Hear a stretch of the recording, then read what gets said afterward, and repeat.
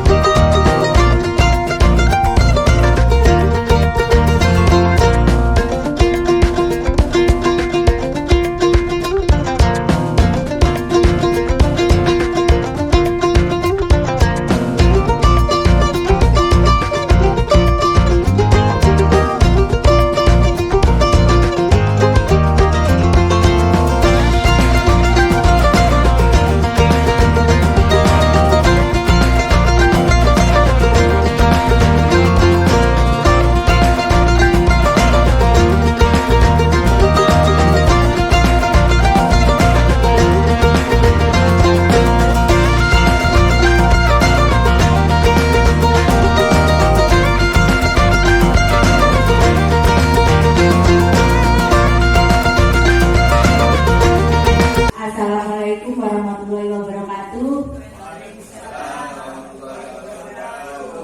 Yang terhormat Kepala SMP Negeri 3 Giris Sananta dan Bapak Ibu guru hebat yang saya hormati.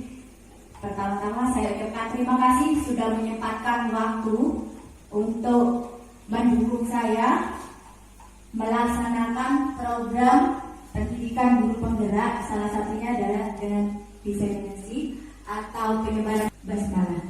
Bismillahirrahmanirrahim. Terima kasih. Baik. Karena tadi sudah capek, kita perjalanan dulu, ice breathing dulu. Bisa berdiri, semua Bapak Ibu dulu. Baik, kita ice breathing dulu. Belajar matematika lagi dari Pak Nur. Tambah-tambah, tapi kita gunakan gerakan. Mungkin masih ingat lagu waktu kita kecil, 1 tambah 1, tapi kita gunakan gerakan 1 ditambah tambah 1, 1 lagi sama dengan 2. 2 ditambah 2 sama dengan 4. Berapa 4? 4. Iya. Tadi kaki dia kan 1. Iya, 4. 4 ditambah 4 sama dengan 8. Baik.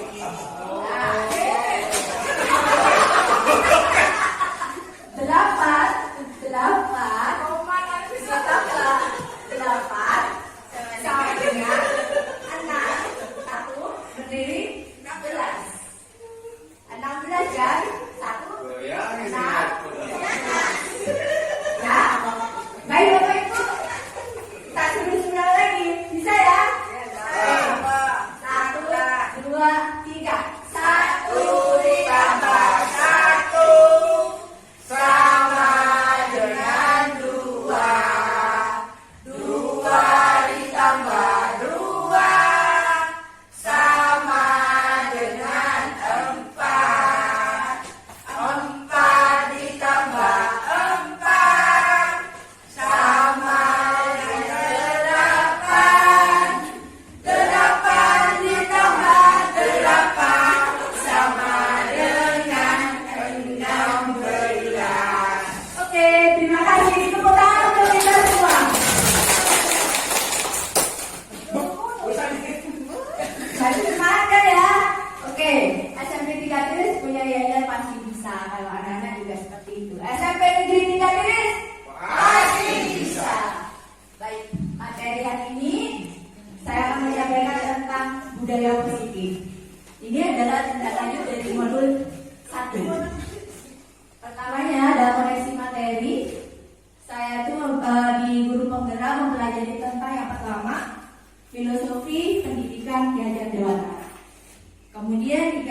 dengan ada nilai dan peran guru penggerak, kemudian ada visi guru penggerak, dan yang terakhir adalah budaya positif.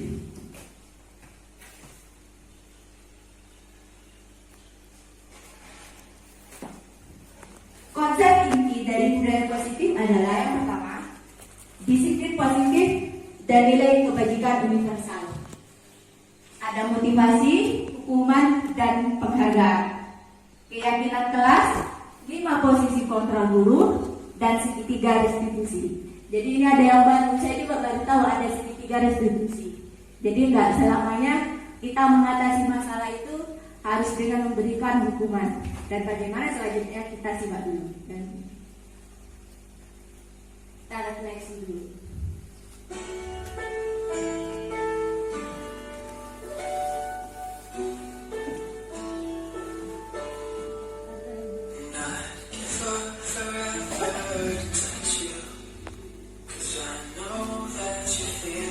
Kira-kira apakah murid Bapak Ibu berasal dari keluarga dengan kondisi ekonomi yang sama? Apakah sepulang sekolah mereka langsung bermain atau mereka bekerja membantu orang tua?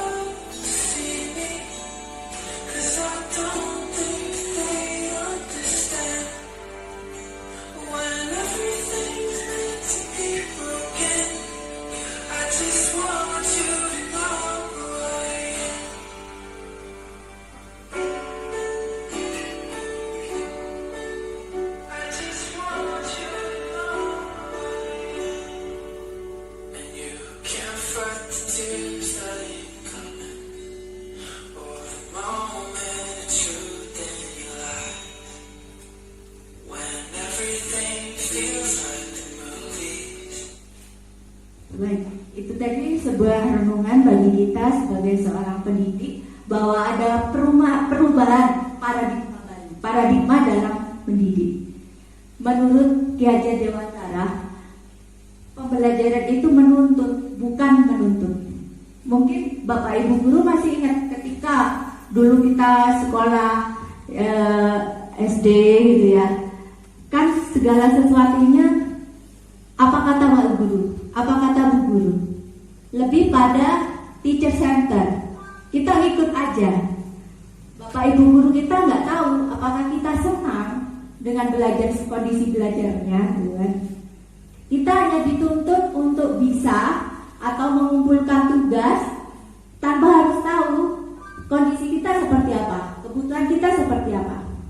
Dan untuk paradigma baru dari teacher center atau pembelajaran yang berpusat pada guru bergeser sekarang. Jadi kita bergeser pada pembelajaran yang berpihak pada murid atau pembelajaran student center, berpusat pada murid. Jadi guru hanya sebagai fasilitator saja, bukan penguasa dalam kelas. Kita harus tahu karakter siswa seperti apa, kebutuhan belajar siswa itu seperti apa. Jadi, dan sekarang kita menggunakan kurikulum yang berdiferensiasi atau merdeka belajar. Jadi merdeka menurut Ki Hajar Dewantara adalah tidak hanya terlepas dari perintah, akan tetapi juga cakap buat memerintah diri sendiri. Ada kesadaran diri dari siswa itu sendiri untuk memperbaiki dirinya. Sudah tahu yang benar, yang mana yang salah, mau bersikap seperti apa, seperti itu. Masih semangat Bapak Ibu? Masih semangat? Oh, Pak Nur masih semangat. Alhamdulillah. Terima kasih Pak Nur.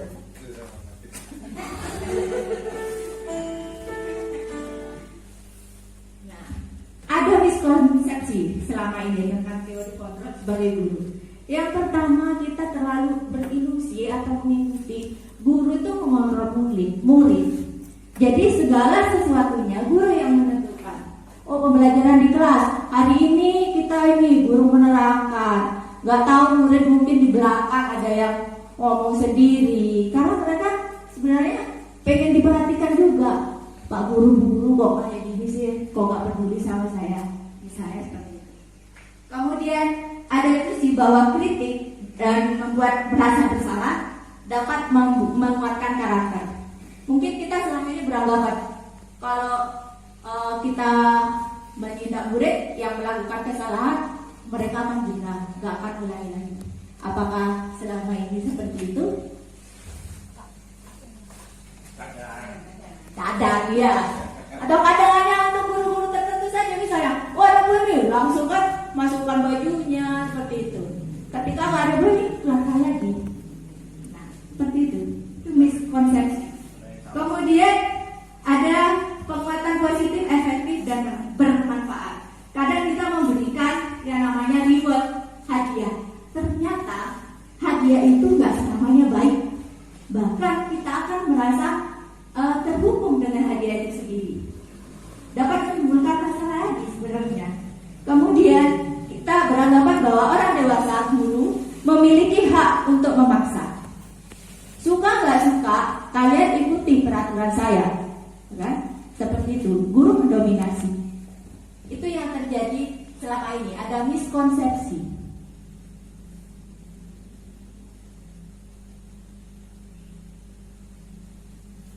Ini ada paradigma stimulus. Nah, ada beda hukuman dan konsekuensi. Hukuman adalah sesuatu yang menyakitkan dan harus terjadi. Kalau konsekuensi sesuatu harus terjadi. Membuat anak sakit, misalnya fisik, secara fisik sakit hati, perasaan ketika dimarahi. Dan waktunya jangan lama. Contohnya ketika saya sekolah dulu, saya pernah karena terlambat masuk kelas pelajaran tertentu, saya nggak boleh masuk akhirnya. Saya terlambat hanya 1 menit, tetapi nggak boleh masuk kelas. Sampai sekarang saya masih nyesek, masih ingat, sampai malu ke teman. Efeknya apa? Ketika pelajaran itu saya malas untuk masuk kelas. Dalam jangka waktu lama, sampai sekarang masih merasa kayak gitu. Kemudian kalau konsekuensi membuat anak merasa tidak nyaman dalam jangka waktu pendek. Anak membenci kedisiplinan, akan benci, dihukum lagi. Terpaksa, karena paksaan, mendorong anak menyakiti diri sendiri. Konsep diri yang buruk. Anak belajar untuk menyembunyikan kesalahan. Ada marah, rasa bersalah, dipermalukan, merasa tak dihargai. Ujungnya apa? Kalau kita kasih hukuman, mereka malas ke sekolah. Kalau dikonsekuensi, mereka akan kehilangan hak, dibuat tidak nyaman, diasingkan untuk sementara waktu. Time out. Yang paling bagus adalah nanti kita menggunakan yang namanya restitusi. Sekarang kita belajar dulu. Saya bikin quiz. Masuk konsekuensi atau hukuman. Mencatat 100 kali di dalam buku kalimat, saya tidak akan terlambat lagi karena terlambat ke sekolah. Masuk konsekuensi atau hukuman kira-kira? Hukuman. Bu Ades setuju hukuman, Bu Ades? Ya. Ya, hukuman. Kemudian yang kedua, lari mengelilingi lapangan basket 2 kali karena terlambat hadir di sekolah. Hukuman. Murid diminta untuk push up 15 kali karena tidak menggunakan masker ke sekolah. Hukuman. Semangat ya Pak Nur ya. Semangat karena sudah dikasih makan. Siap. Menggantikan kertas tugas teman yang telah dicoret-coret. Hukuman apa? Konsekuensi.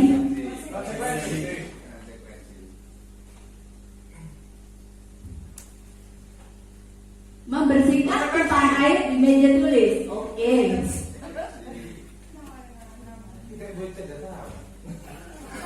Murid disuruh untuk tidak ya, tidak mengenakan sepatu seharian di sekolah karena tidak menggunakan sepatu hitam. Hukuman atau konsekuensi? Ya kan? Konsekuensi. Bapak pakai sepatu seharian karena Bapak pakai sepatu warna hitam, hukuman atau konsekuensi? Hukuman. Kita lihat. Nggak boleh. Jeng-jeng. Hukuman. Ya, oke. Lari mengelilingi lapangan basket 2 kali karena terlambat 10 menit untuk pelajaran PJOK. Hukuman.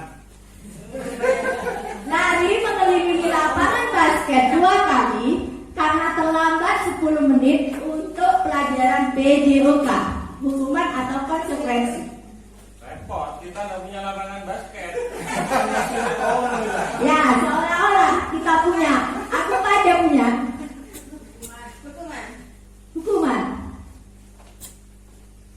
Nah ini PJOK sekarang 3 JP. Tabunya 1 JP materi. Kalau disulari hukuman. Masuk konsekuensi. Kenapa? Karena di pelajaran PJOK di lapangan ya Pak Bud ya. Kalau bukan di kelas gitu kan. Harus ada pemanasan kan? Ya. Dia sudah terlambat, temannya sudah masuk ke olahraga inti, dia belum pemanasan. Jadi sampai lalu dia pemanasan dulu kayak gitu. Gini. Boleh ditambah nanti pingsan loh. Ada konsekuensinya buat gurunya. Masih semangat? Oke, lanjut ya. Ya, good. Nah, disiplin positif itu berasal dari bahasa Latin disiplin, karena daya itu. Disiplin itu membuat orang bisa menggali potensinya menuju sebuah tujuan apa yang ingin dia hargai. Karena sudah menjadi kebiasaan dari kegiatan kebiasaan, misalnya anak-anak jam sholat duhur gitu kan, dia akan disiplin. Oh langsung ke musola, seperti itu menghargai diri sendiri. Seperti itu disiplin positif. Jadi diawali dari kegiatan pembiasaan dulu, dibiasakan. Tapi sekarang kalau di sini ya daerah sini biasanya disiplin dihubungkan dengan ketidaknyamanan. Pendisiplinan siswa, udah abstrak gitu kan, kayak seperti itu. Padahal enggak seharusnya.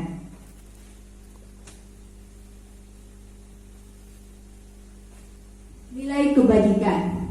Nilai kebajikan adalah sifat positif dari manusia yang merupakan tujuan mulia yang ingin dicapai setiap individu. Nilai tersebut bersifat universal dan lintas bahasa, suku, bangsa, agama maupun latar belakang. Jadi nggak masalah, nggak ada perbedaan gender lagi. Itu nilai kebajikan.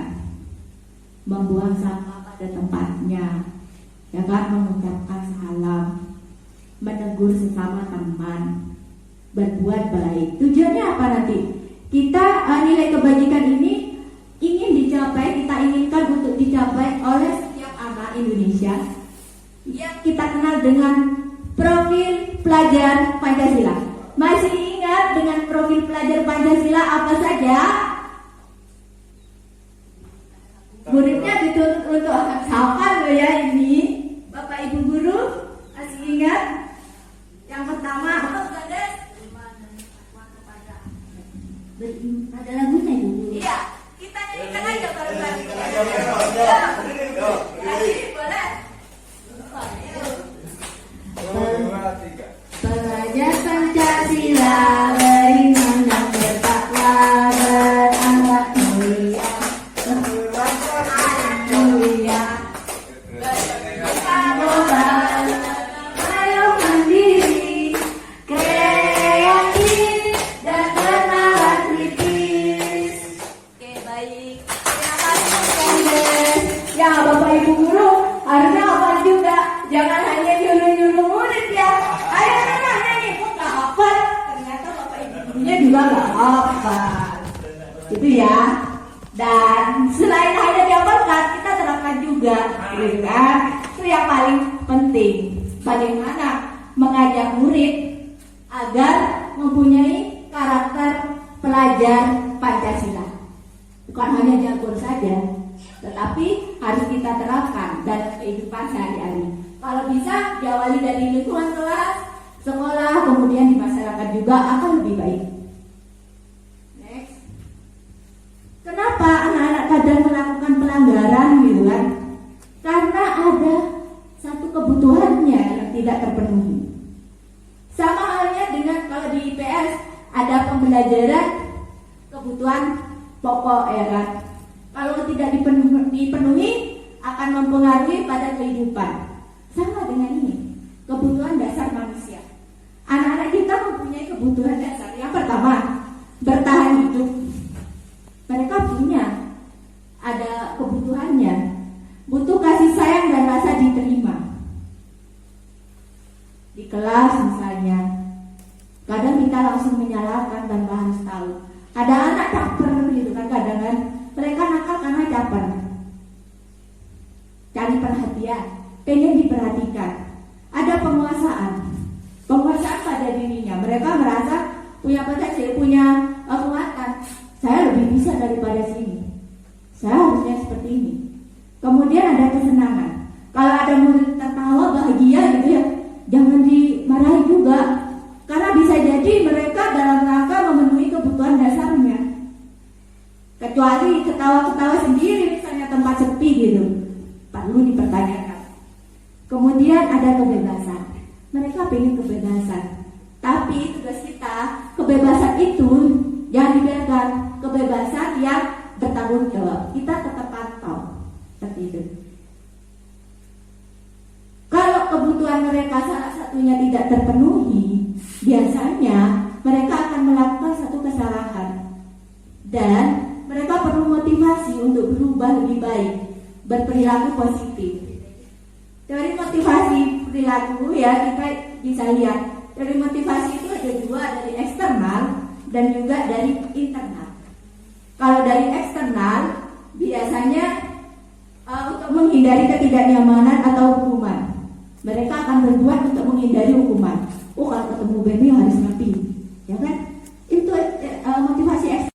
Biar nggak ngulang-ngulang lagi, biar nggak dihukum istilahnya. Kemudian untuk mendapatkan imbalan, saya mau rajin ya. Kalau jawab di pelajaran IPA saya dapat hadiah dari Bu Gades. Nah, itu termasuk motivasi eksternal. Kemudian untuk menghargai diri sendiri, ini yang internal. Kita harus tumbuhkan dari diri sendiri.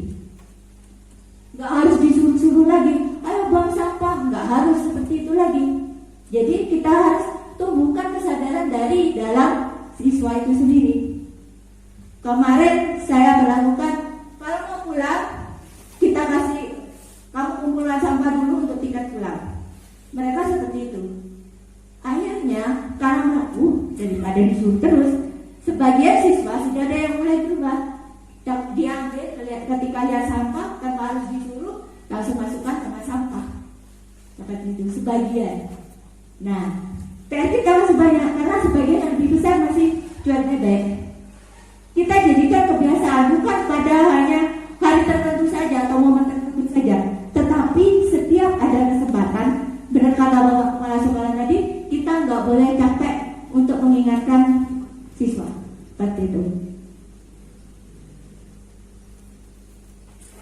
Kita sebagai guru ternyata punya posisi kontrol guru. Ada penghukum, pembuat rasa bersalah sebagai teman, pemantau, dan manajer. Kalau saya pribadi, saya penghukum, ya kan? Kemudian pemantau, manajer belum. Bantu juga. Yang penting saya mengkondisikan siswa. Ayo ketika bersalah kasih sanksi biar nggak ulangi lagi. Kalau Pak langsung posisi yang mana kira-kira? Pemantau. Oke, pemantau. Terima kasih Pak Mun. Berada di posisi yang mana? Pemantau. Mbak Yanti? Pemantau. Gak ada yang teman ya? Kalau penghukum jelas ya. Ketika anak melakukan kesalahan, awas ya kamu ulangi lagi. Push up 15 kali. Nah, seperti itu. Langsung pembuat rasa bersalah. Ayolah, kamu kenapa melakukan seperti ini? Kamu tahu nggak? Gitu kan? Jadi anak merasa, iya Bu, maaf Bu, punya rasa bersalah sebagai teman. Ayo bantu saya. Nanti kalau ketahuan Pak Kepala Sekolah, saya yang dimarahi. Ya kan? Seperti itu. Sebagai teman. Apa ya Pak? Siswa atau murid akan ini melunjak lama-lama bergantung pada kita. Gitu kan? nanti saya dibelain sama si Bu ini atau Pak ini. Kemudian pemantau. Kalau pemantau rata-rata, ayo ingat tata tertibnya gimana, peraturannya gimana. Seperti itu. Kita ingatkan siswa tentang tata tertib, peraturan. Dan kalau manajer ini yang paling ideal.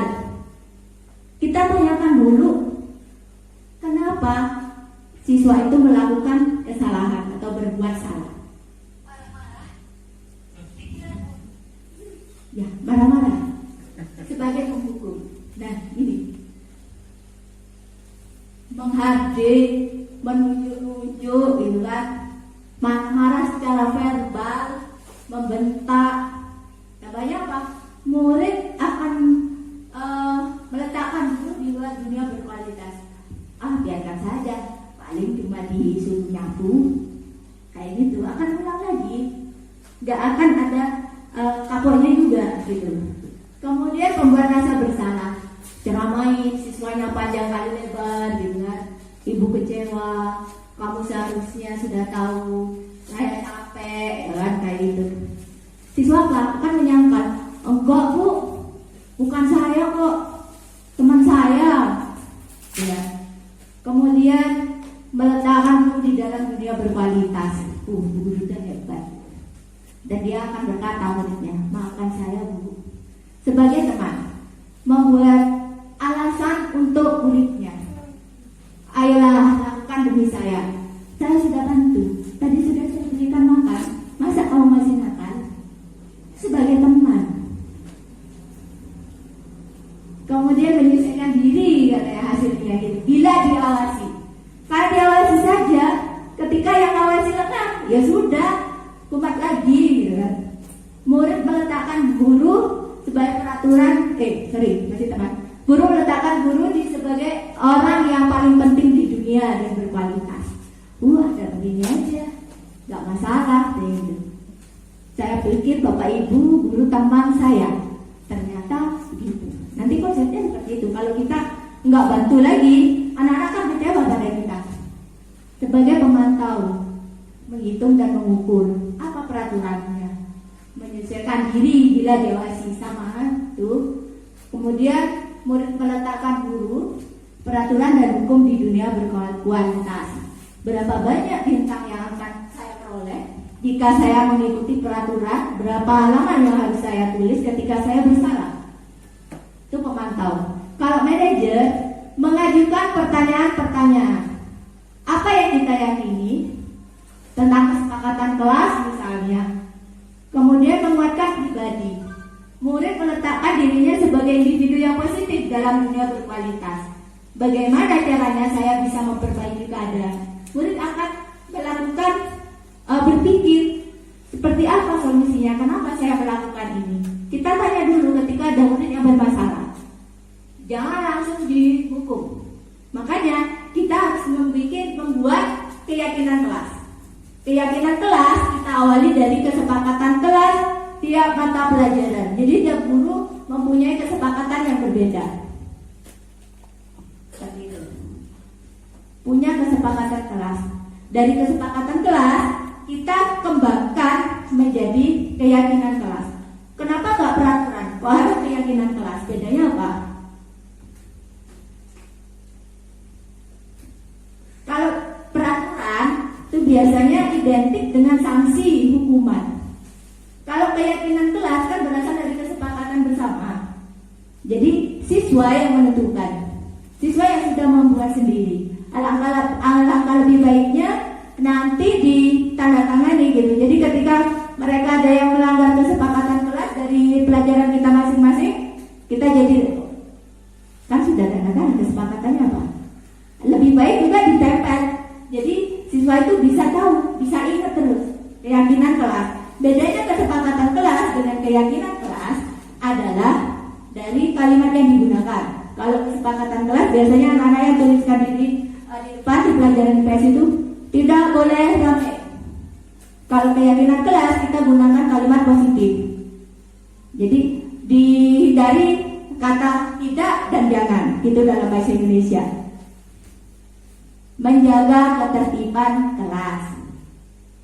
Tidak boleh buang sampah sembarangan.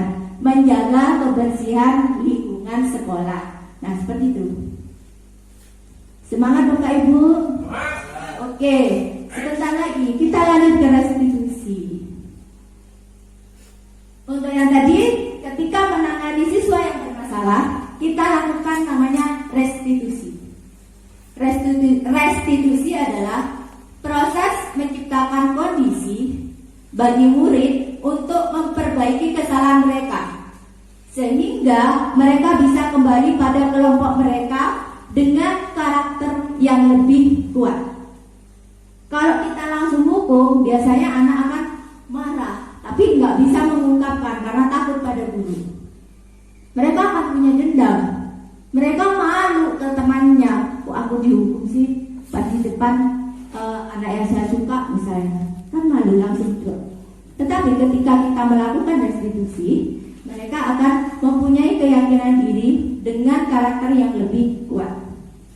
Restitusi juga merupakan proses kolaboratif yang mengajarkan murid untuk mencari solusi untuk masalah mereka sendiri, membantu murid berpikir tentang orang seperti apa sih yang mereka inginkan, tujuannya apa, dan bagaimana mereka harus memperlakukan orang lain. Kita gunakan yang namanya segitiga restitusi.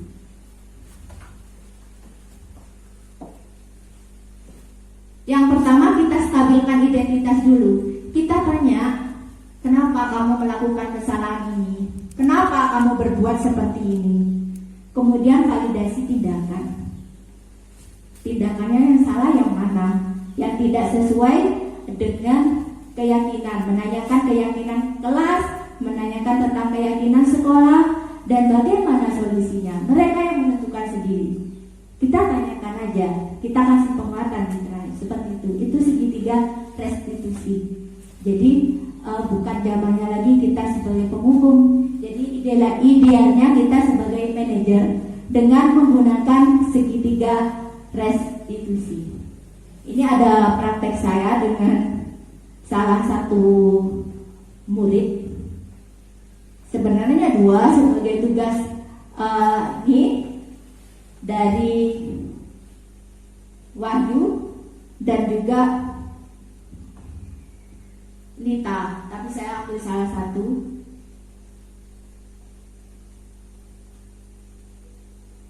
Karena videonya nggak jalan, yang ini buru-buru.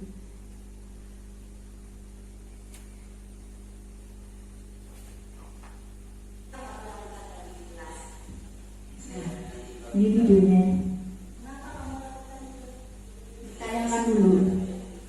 Harusnya seperti ini, guru sebagai manajer kita lakukan restitusi, bukan langsung dihukum.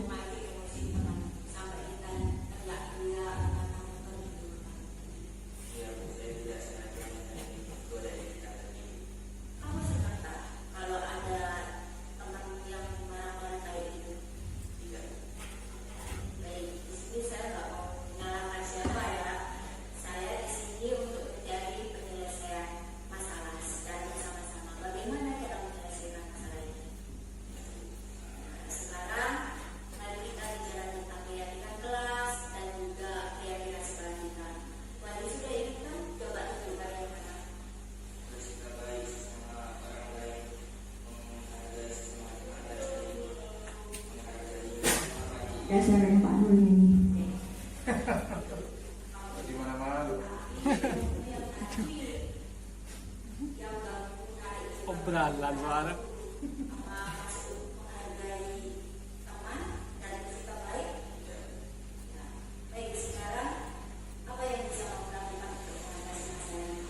Nah, kita tanyakan dulu apa ya solusi dari dia, dari murid itu yang melakukan pelanggaran seperti itu. Jadi kita bukan langsung yang menentukan apa langkah selanjutnya gitu.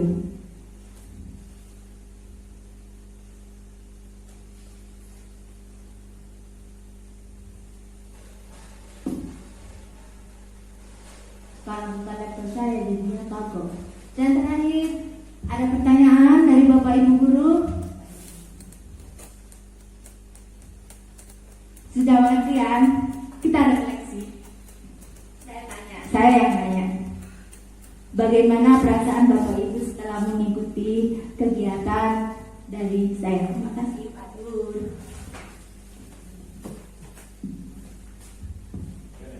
Di depan mana? Bismillahirrahmanirrahim. Assalamualaikum warahmatullahi wabarakatuh. Yang pertama sebelum refleksi ini, saya ingat momen ini saya rasakan. Saya sudah pernah merasakan ini dan sangat-sangat tersentuh pada waktu itu, sehingga tadi saya di awal-awal itu memang ada aliran darah yang beda dari pagi sampai yang baru saya rasakan. Jadi Bapak Ibu mohon ini baru teori sedikit, mohon nanti mohon ketertarikannya. Kalau memang mau banyak ilmu, mau banyak pernyataan dari KHD sendiri di modul 1 ini, monggo daftar saja, tidak ada masalah. Mumpung masih ada kesempatan berikutnya, karena memang sejatinya kita sebagai guru di sini, kita sebagai orang tua walaupun bukan anak didik kita, itu bukan anak kandung, tapi posisi kita memang ya kita orang tua mereka, sehingga apapun tindakan kita terhadap mereka tidak ada yang menyakitkan, walaupun ada itu sangat kecil ya. Karena kita sudah bertindak sebagai orang tua kandung sendiri untuk anak. Nah, untuk refleksi kegiatan ini sangat-sangat luar biasa. Mudah-mudahan nanti Bapak Ibu tertarik, dan teori yang sedikit ini, beberapa ini monggo kita aplikasikan kepada anak kita, anak didik kita, murid kita, itu adalah anak kita, sehingga apapun yang kita lakukan terbaik buat mereka. Walaupun kita tidak tahu teorinya yang mana, kalau kita sudah posisi kita sebagai guru di sini adalah orang tua buat mereka, saya yakin apapun pergerakan kita, tindakan kita, lupa materi ini tetap kita jalankan di aplikasinya. Itu dari saya. Terima kasih Bu Emi sudah menghidupkan kembali momen-momen itu, luar biasa. Terima kasih dari saya. Assalamualaikum warahmatullahi wabarakatuh. Terima kasih Pak Nur, senior dari CGP Angkatan 4 ya Pak Nur ya. Mungkin dari Bapak Ibu guru yang lain ada yang pengen menambahkan? Oke, Bapak Kepala Sekolah.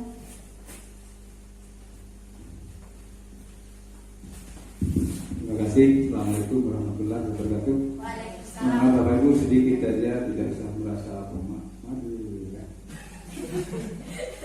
Sedikit sebentar. Terima kasih yang pertama kepada Pak Nur.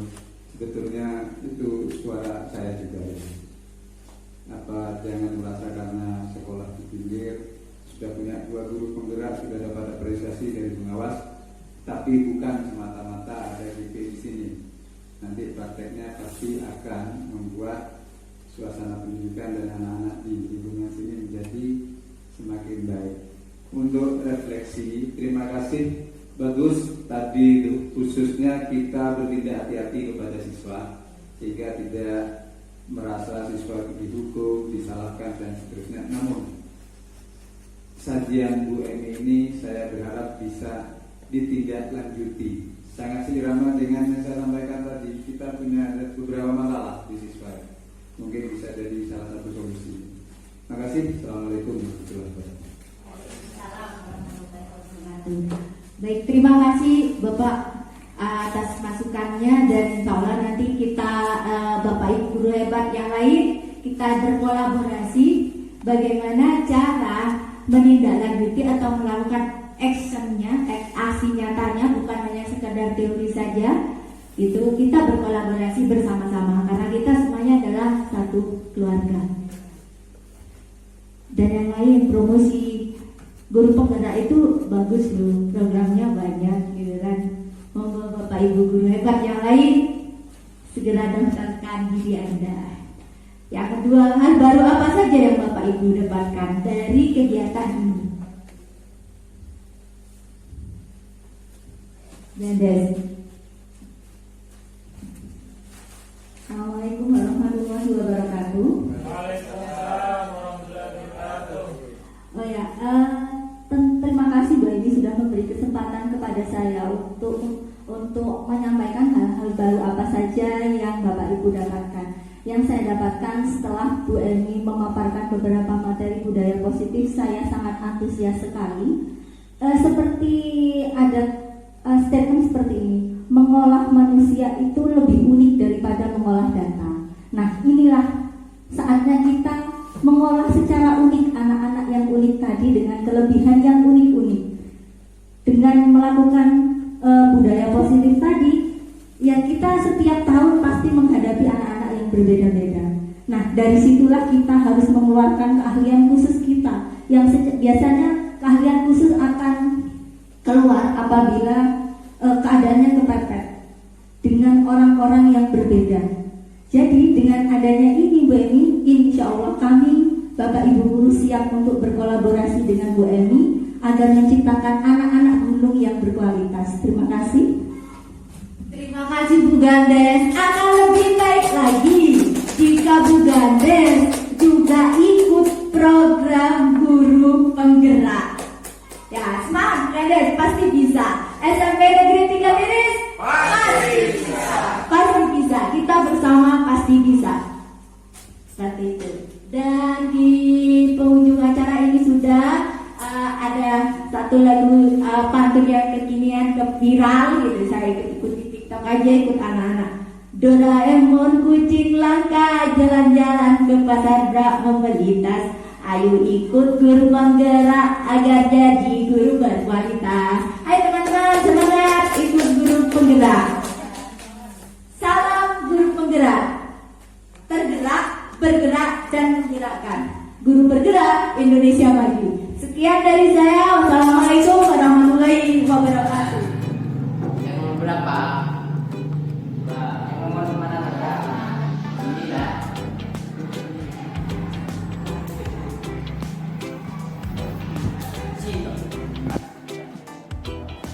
Yang nomor berapa lagi? 2.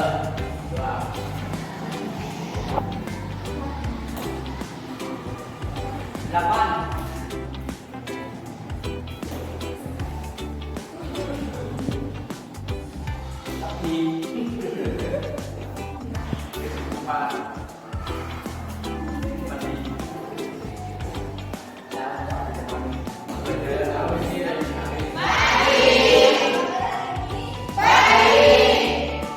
Sebelum kita mulai pelajarannya, semangat dulu biar semangat. Tepuk semangat.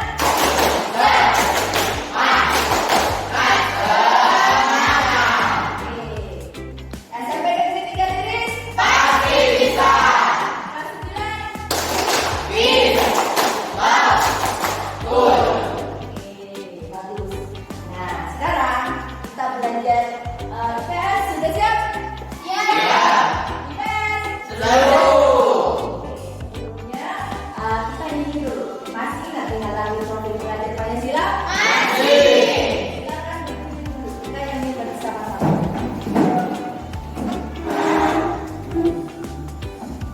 1, 2, 3.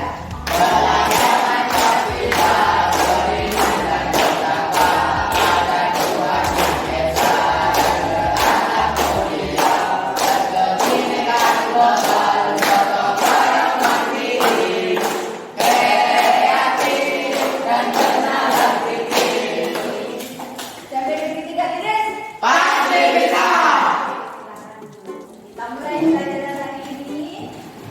Materinya adalah sekarang kemarin kita sudah membuat kesepakatan kelas, ya kan? Ya. Sekarang kita membuat keyakinan kelas dan kelas impian. Menurut kamu seperti apa? Kelas 9 ini kebetulan lagi kelasnya saya, jadi saya ingin tahu kelas impian kalian itu seperti apa, dan juga keyakinan kelas kalian seperti apa. Keyakinan kelas itu adalah pengembangan dari kesepakatan kelas, ya, dengan menggunakan kalimat positif. Jadi sekarang keyakinan kelas dan kelas impian kalian yang kalian impikan, kalian tulis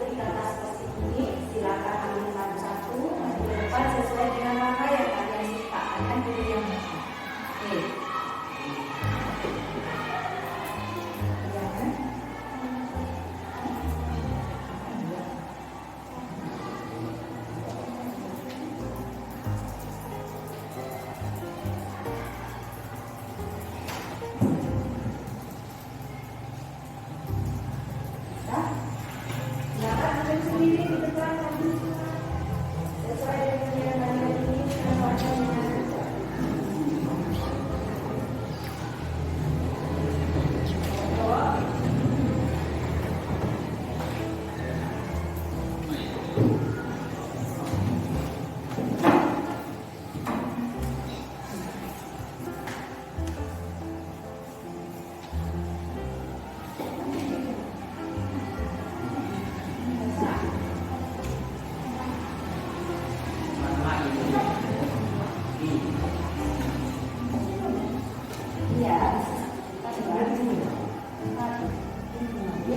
Dia berarti dua, kamu dua kan? Katanya kalau tulisnya satu. Kamu kan satu? Iya, katanya. Kayak mana? Satu.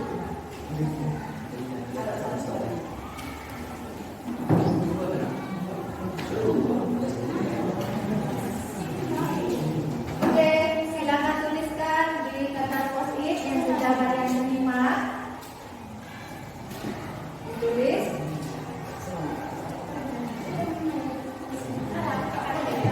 Yang letaknya itu ada di sini. Nah, di dalam. Nah, yang di dalam.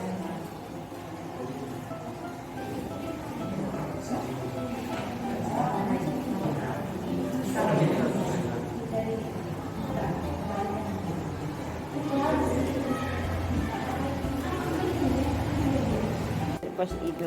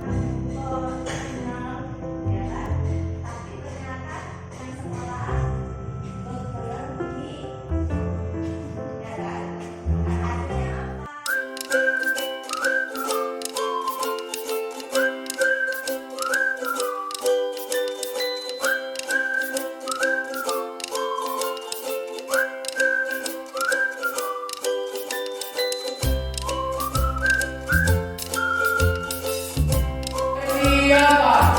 Berdoa dimulai.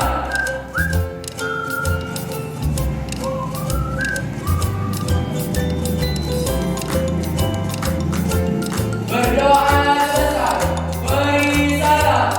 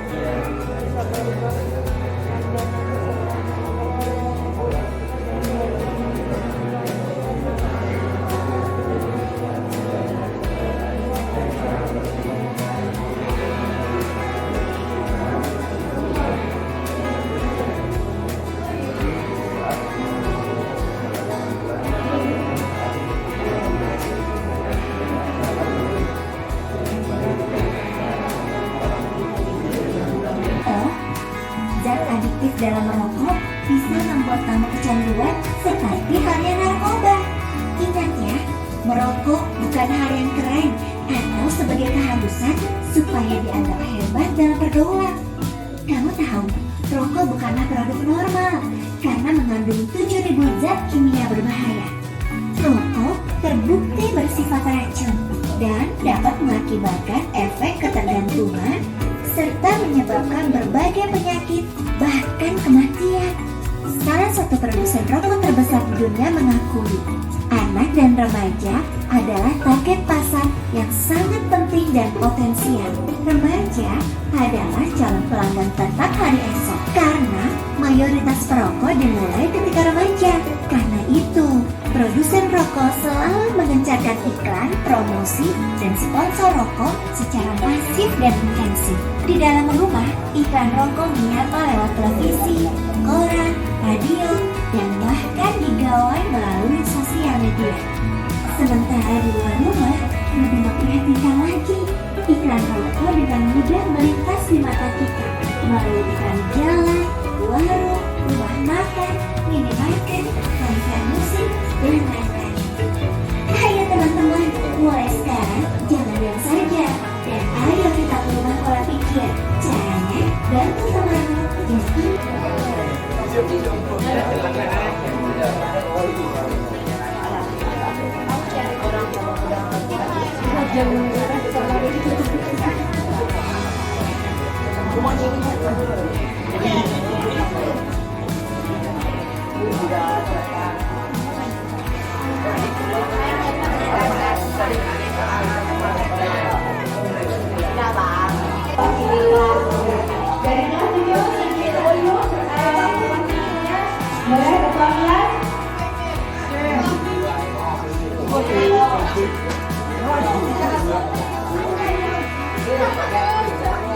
Coba perhatikan, kalau kalian yang pojok ya, aku yang pojok ya. Nah, kita hitung ya. Ya, hitung. 1, 2, 3.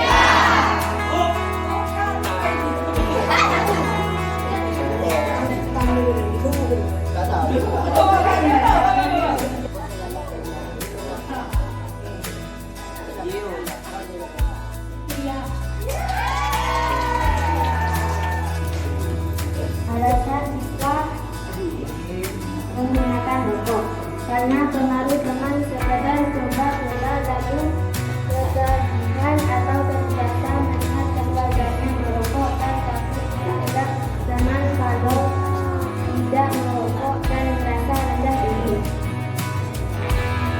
Dampaknya akan mengalami gejala kurang fokus belajar, sulit memahami pelajaran karena mengalami penurunan daya tangkap. Itu hasil diskusi dalam kelompok kami. Mungkin ada pertanyaan dari kelas lain, ada kita silakan. Ya, dari kelas lain ada pertanyaan? Oke, Sally dari kelas 8.